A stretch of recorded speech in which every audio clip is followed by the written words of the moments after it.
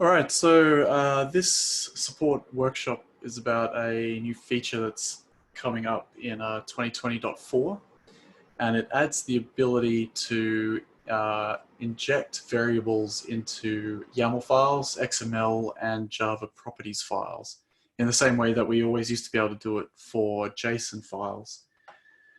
So this is important because JSON's not actually that widely used anymore in a lot of platforms.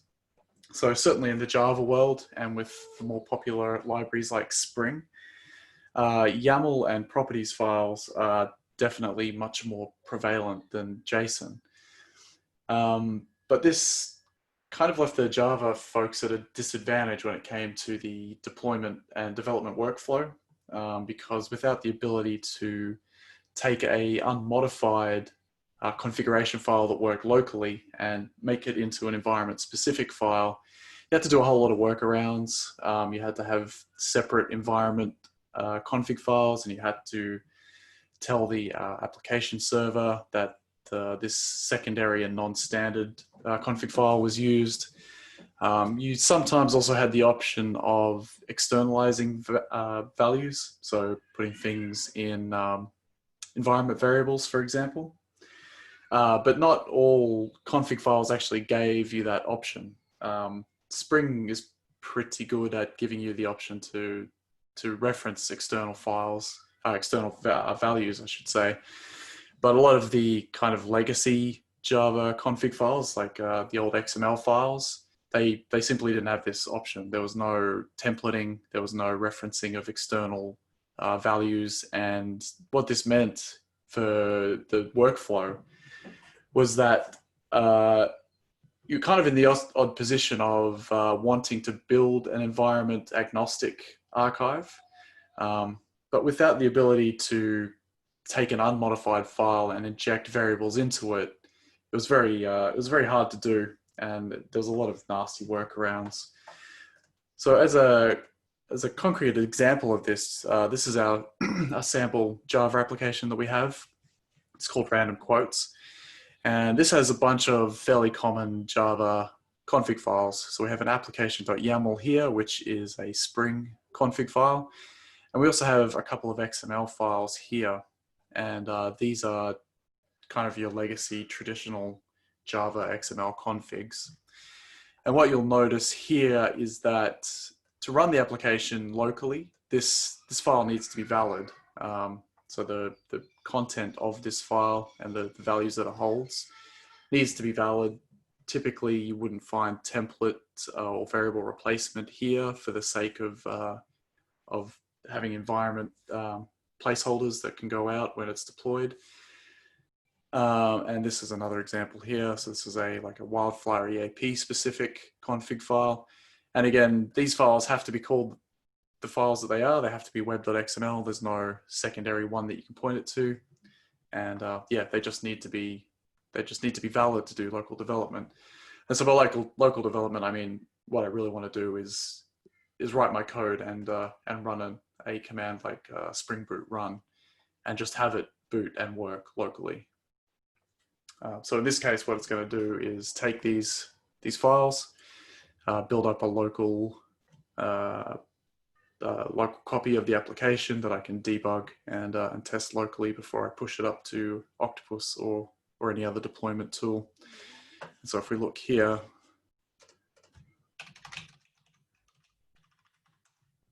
this is my sample application.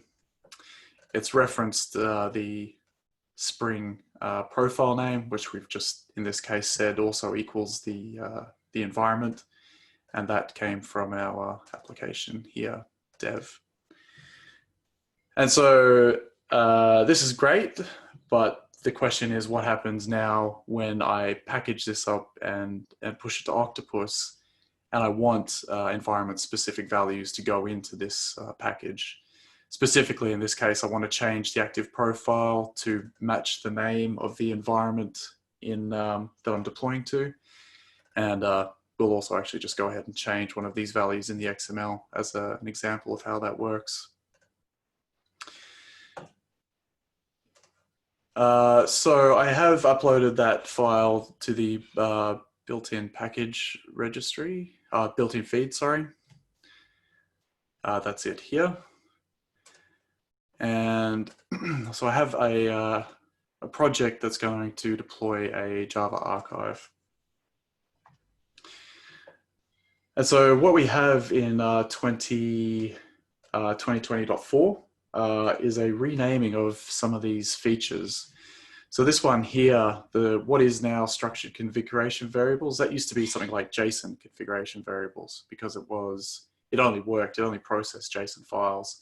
And so this is the new functionality that we get in 2024. And that's mostly what we'll be talking about in this workshop here. And so what this gives us the ability to do is list these new file types. So I have the YAML file here, which is my Spring application.yaml file, and I have a XML file here. And that's my Java web.xml. It's also worth noting, we also support properties files. This is an example of a properties file, just kind of like a key value pair. It's a very simple format, but that's also another popular data structure in Java applications. I won't be demoing it, but everything that I show you with the XML and YAML also applies to properties files. And so this is the new functionality. What would happen in previous versions is only JSON files could be listed here. So you could only inject like your database connection strings or whatever into JSON files. And that was great for .NET Core applications because they tended to use JSON files for their config. And now we've got the ability to do the same thing for Java. So the values that are going to go into these files come from variables. And the two that we should look at here are this one here. And that's an XPath that is going to match the element called display name in the web.xml file. And then we got this format here, and this is the same as what we used to have for the JSON variable replacement. It's just kind of a hierarchy separated by colons. And so that's going to replace the spring.profiles.active value in the application.json. So the environment that we're actually deploying to here is called development, the full word development. So that's what we'll see is dev replaced with development. And the display name here is going to be replaced by the random quotes, but then also appended to the end is the name of the environment that we're deploying to. Otherwise, the functionality works the same way. Conceptually, it's the same process. It's just been extended to these new file formats. So what I'll do is I'll go ahead and deploy that, and we can see this replacement in action.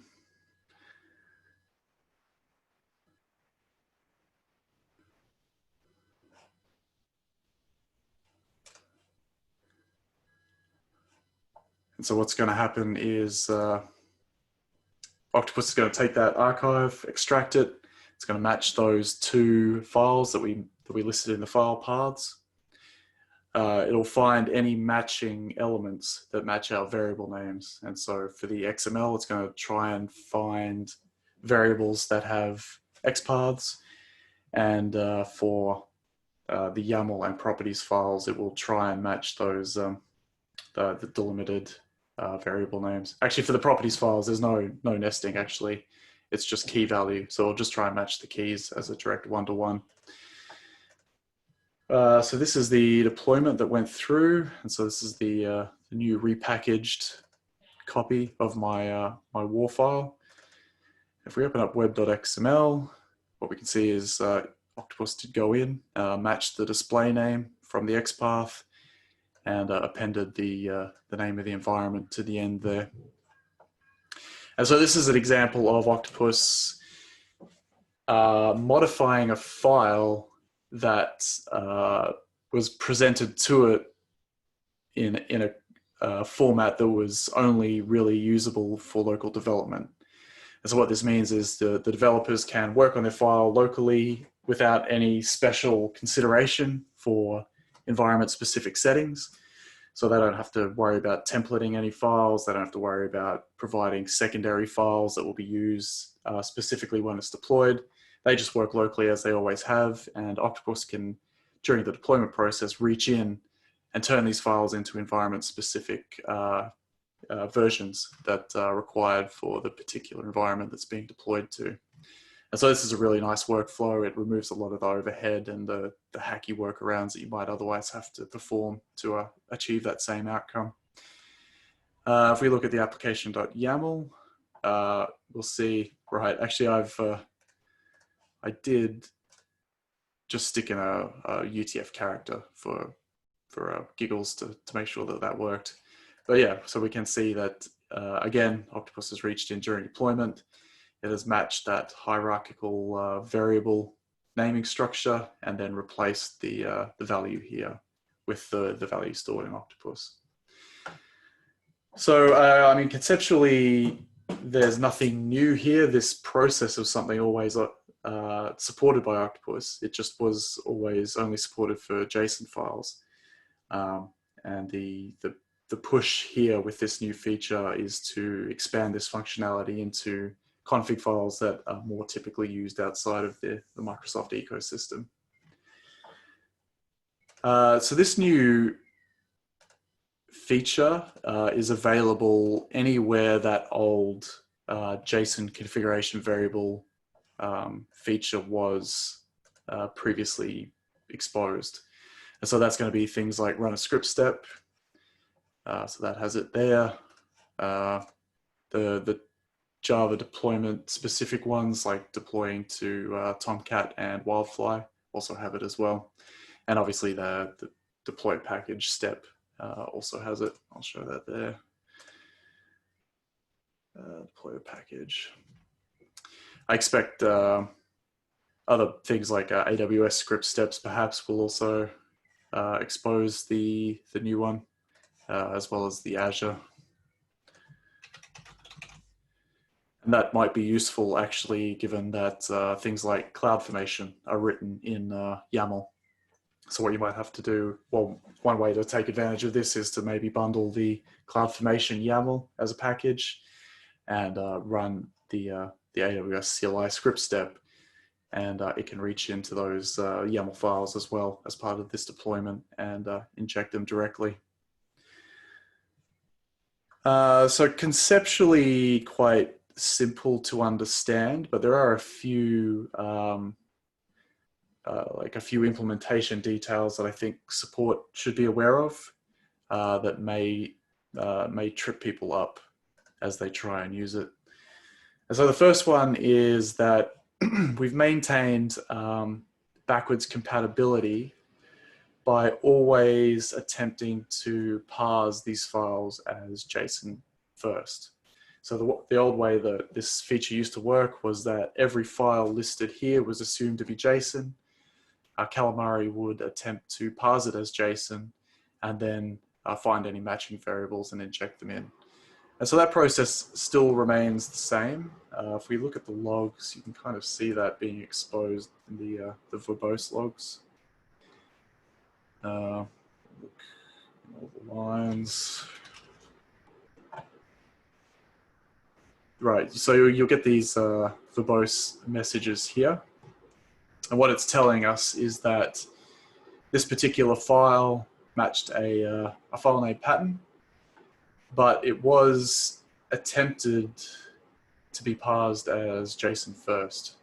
So all the files that anyone currently has listed, the existing behavior of parsing it or treating it as JSON first is retained. What would have happened is if people had listed YAML files previously, is the deployment just would have failed. Like it just would have said, I've tried to find a file, it doesn't parse as JSON, I can't continue, like there's just an exception thrown. So we don't expect anyone has any working deployments today listing files in that feature that aren't JSON. But now, because obviously parsing it as JSON failed, it's not a JSON file, what we actually do is match on file extension. So YAML will be YML or YAML, XML is obviously just .xml, and properties is .properties file. The reason why we did that, originally we thought we could auto-detect the file format. It turns out there's a lot of edge cases that we couldn't account for there.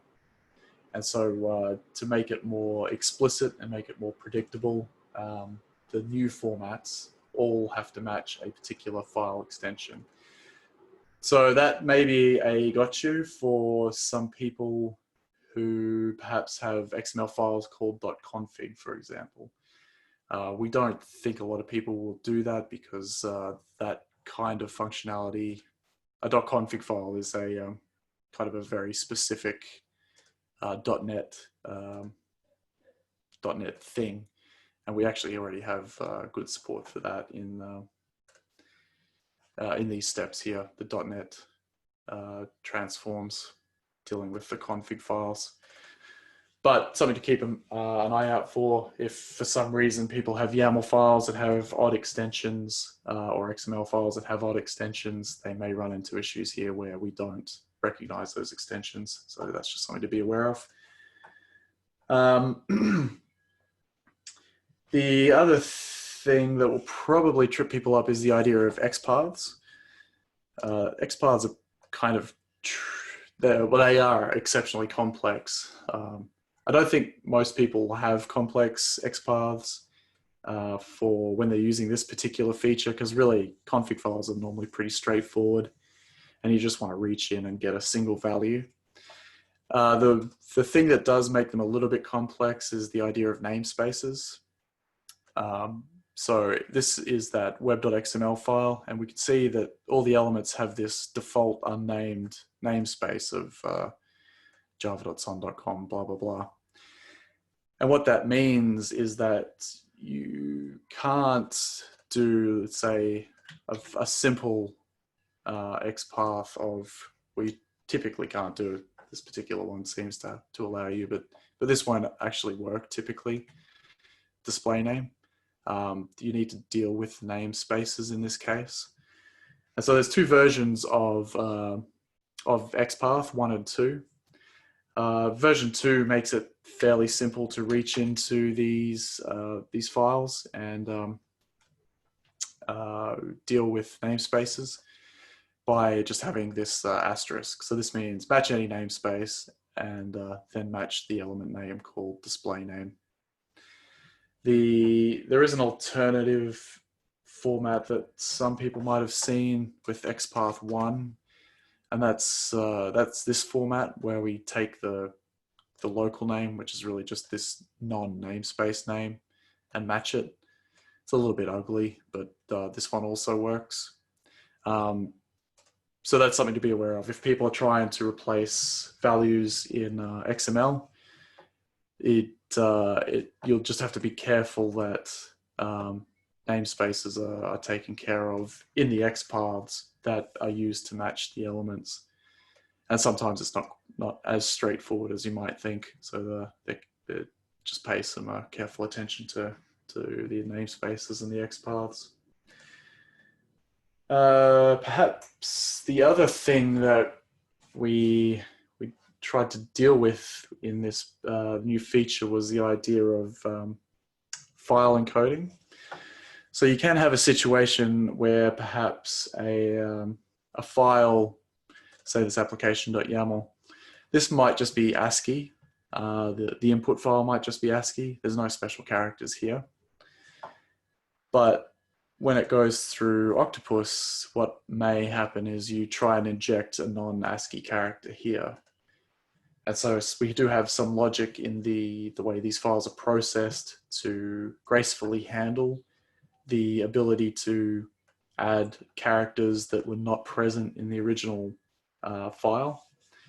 And I think generally speaking, what's going to happen is any special characters or the presence of any special characters will result in the file being saved in UTF-8 to allow these particular non-ASCII characters to just appear in the file. I think it's a bit of an edge case. I can't really foresee people putting like different language characters into files or into config files where they didn't exist before. But again, it's just one of those edge cases that I think we need to be aware of, that the file format of the file going in may not match the file format that is resulted after it's been processed, depending on the presence of special characters or not. We can also do some clever things like replacing entire nested structures. So if we look here, at this server setting, for example, it's kind of a complex object, right? It's got a nested child, and the child is this key value pair here. And so what you could do in the JSON variable replacement was replace entire objects, and you can still do the same with the new file formats of XML and YAML. Properties files don't support this because they're only ever key value pairs, and there's no need to, well, there's just no capacity to replace entire child structures.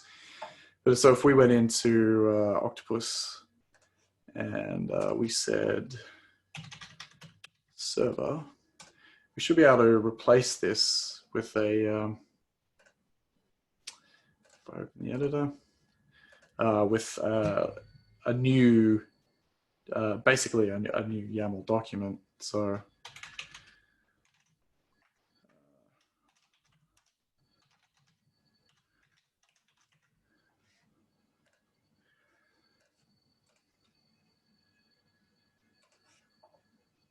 what I expect to happen here is this property here will match our variable name, and it will go ahead and replace that one child with the two, well, that kind of nested YAML document that we just added as a variable. And so that's kind of powerful. It means you're not limited to one-to-one replacements in config files. You can actually replace entire trees, if you like, of values, just like we could always do with JSON. So the new formats have that same ability that JSON exposed.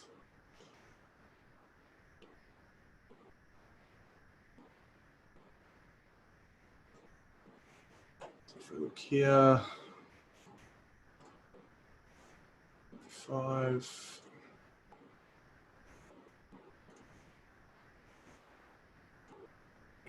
And so that's what was server, and then just port 5555 has now become server, and that new nested document structure that we had. So this is quite powerful. This gives you a really nice ability to make quite substantial changes if you need to the default development config file. The other feature that we had for this pitch was, this new feature I should say, is the addition of a couple of new Octostash filters. So previously we had JSON and YAML, JSON and XML escaping, which was a way of just ensuring that the variables were properly escaped as they got placed literally into these markers here. And so we now have the ability to do the same for YAML and our properties files as well. So if we go back to our project, you can see I've added variables called database password and username. These have quotes around the values, and these are things that we'll need to escape because we're placing them inside already quoted strings. So in this case, we got a mix of single quote and double quote. And yeah, if we jump in here, it's this one. Yeah, so we can see the single quotes here were escaped by doubling them up, and the double quotes were escaped with the backslash. And so that's another feature that I think will be quite popular, especially around things like Kubernetes, which use a lot of YAML. And this just means people don't really have to think too much about the format of the variable in Octopus and how it's going to get translated into a document. They can just use these escaping, and we'll take care of it for you. That is it, really. So this was a fair bit of work to get done, and I think it'll play out quite nicely for the target audience, which is the non-Microsoft crowd. Easy to understand if you already understand the JSON variable substitution that Octopus has had for years now. But just a couple of things to be aware of there, where that XPaths are potentially a bit tricky for injecting into XML, especially if you have to deal with namespaces, and the document encoding is potentially an edge case if like special characters have been injected or defined as Octopus and put inside. But that's it. That's all I really wanted to discuss for this particular feature. Did anyone have any questions that they wanted to raise, or anything deeper we could look at? I don't have any questions, but I think that looks excellent so far. Looks wonderful. Yeah, we're really hoping it will play well. Like, this is the first problem anyone deploying a Java application will run into, so I'm really looking forward to it being out in the wild. I think it's going to just remove one of those headaches that the .NET people haven't had to deal with for quite some time. Yeah, absolutely, and yeah, as you said, it's basically the Java substitution, the JSON substitution feature we've had already, just sort of extended, and that's great. Yeah. Okay, well, if there are no other questions, and that's everything I wanted to show. So thank you for listening, and I'll put the recording up when it's available. Great, thank you very much. All right, see you next time.